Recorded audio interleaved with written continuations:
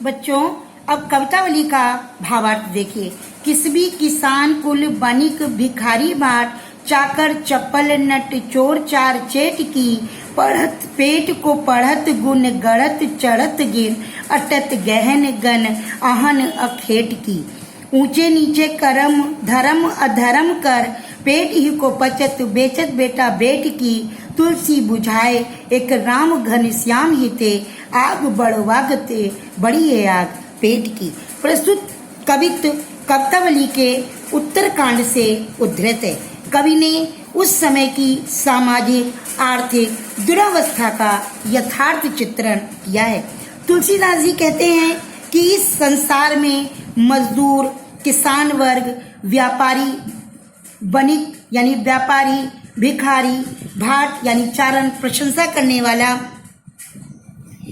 दूसरों, नौकर, चाकर, नट, चोर, चार यानी गुप्तचर, चेटकी यानी बाजीगर, गुण गढ़त यानी विभिन्न प्रकार की जो कलाएं सीखते हैं वो पेट के लिए ही पढ़ते हैं, चढ़त गिर और पहाड़ों को भी चढ़ जाते हैं, तथा अटत गहन गन आहन अहेट की यानी कोई दिन भर घने जंगलों में शिकार के लिए भटकता रहता है।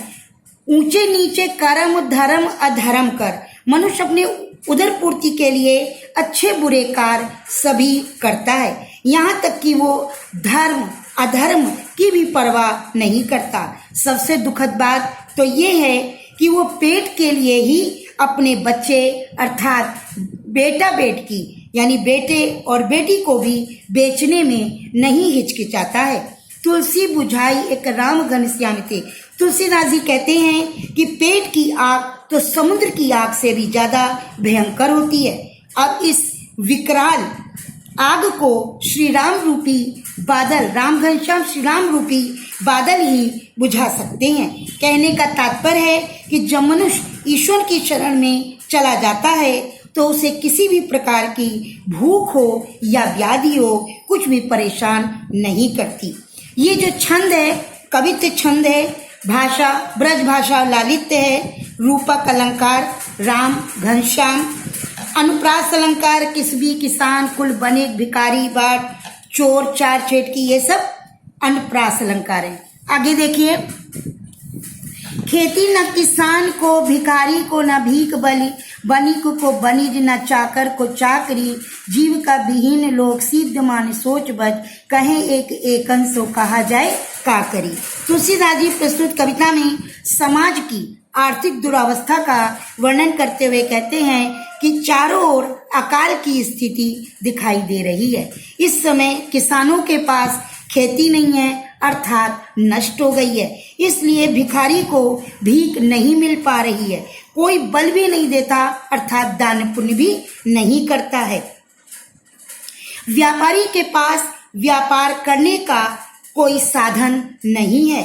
इस प्रकार चारों ओर त्राही त्राही मची हुई है। आजीविका के साधन न रहने से सभी लोग सिद्धमान यानी दुखी हो रहे हैं। वे एक दूसरे से कहें एक अंशों, वे एक दूसरे से पूछते हैं कि अब हम क्या करें। अकाल के कारण उनकी बुद्धि भी स्थिर हो गई है। वेदहूँ पुराण कही लोकहूँ बिलोकियत, साकरे सबे पे राम रावड़े कृपा करी, दारिद दशानन दवाई दूनी दीन बंद, दुरित दहन देख तुलसी हाहा करी। तुलसीदास जी कहते हैं कि वेदों में पुराणों में कहा गया है तथा अन्य लोकों में भी कहा गया देखा गया है कि जब जब समाज में संकट आया है तब तब ईश्वर ने अपनी कृपा करके लोगों का दुख दूर किया है।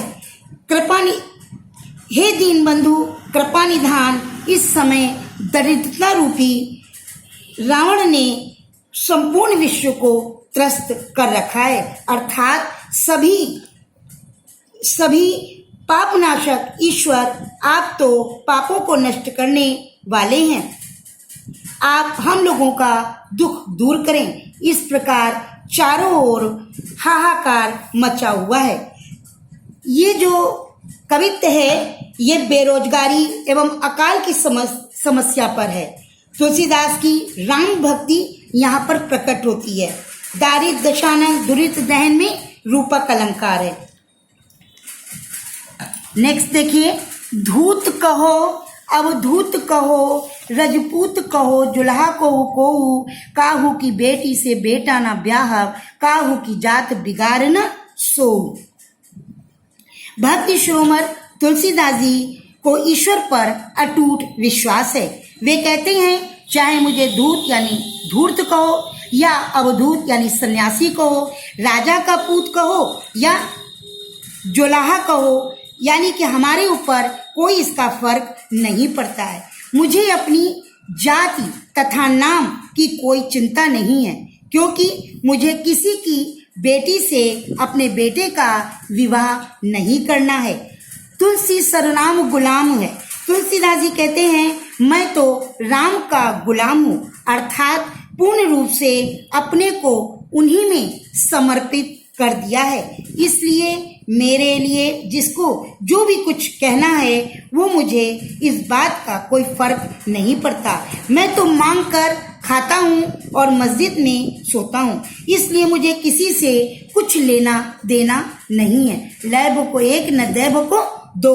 कहने का तात्पर्य है तुलसीदास जी का समाज से कोई संबंध नहीं है, वो केवल राम को ही समर्पित हैं। ये जो भक्ति है राम तुलसीदास जी की, ये दास भक्ति कहलाती है।